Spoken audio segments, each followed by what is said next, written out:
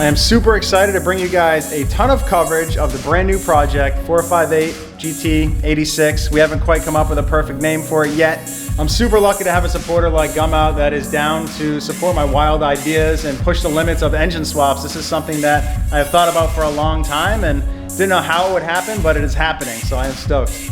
We're at the early stages of the build right now. Huddy Racing is finishing the fabrication. The roll cage is in. The engine is being finish mounted. I'm gonna show you guys where we're at. So I've had a ton of questions about the induction system and how that is gonna work. So I'm gonna walk you guys through that right now. Throttle body's right here. The engine is mounted front to back and side to side, but the tilt on it, these are actually gonna be sitting just underneath here. This is the wiper tray, so the wiper arms will no longer be available to use. We're gonna use a ton of Rain-X on the windshield. Huddy Racing made a custom induction box that has 2 high flow air filters in it, and we're gonna have a really sweet carbon fiber piece connect from underneath the dashboard and through the firewall here to the throttle body. And then it's gonna be sucking and breathing through underneath the dashboard, and it's actually gonna come out the side here. And then we're gonna have a really cool carbon fiber piece hanging off the side of the fender that's gonna be the inlet on each side of the intake.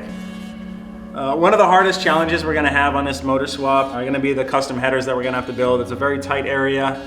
To keep the amazing sound that this motor makes, we want to make sure that the headers are as similar as possible or the same that it comes from Ferrari in the 458. They got their work cut out for them. I don't know how it's going to happen, but I'm just pushing them to do it right, do it proper, and make sure that this thing sounds as good as it can. Since we're not using this chassis and car in competition in Formula D, the rule book doesn't apply to us, so we can do a lot more to this chassis to stiffen it up. We're actually running some roll cage tubing through the firewall to the front strut tower, and then triangulating it back to the firewall in this location just to tie this thing up, so it actually results in being able to set your suspension up in a much more consistent way.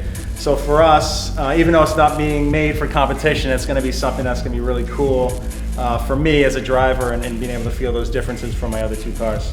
Since we're putting a big V8 in the front of the car, we're gonna rear mount the radiator. Mishimoto sent us a really big core that's gonna help cool the engine.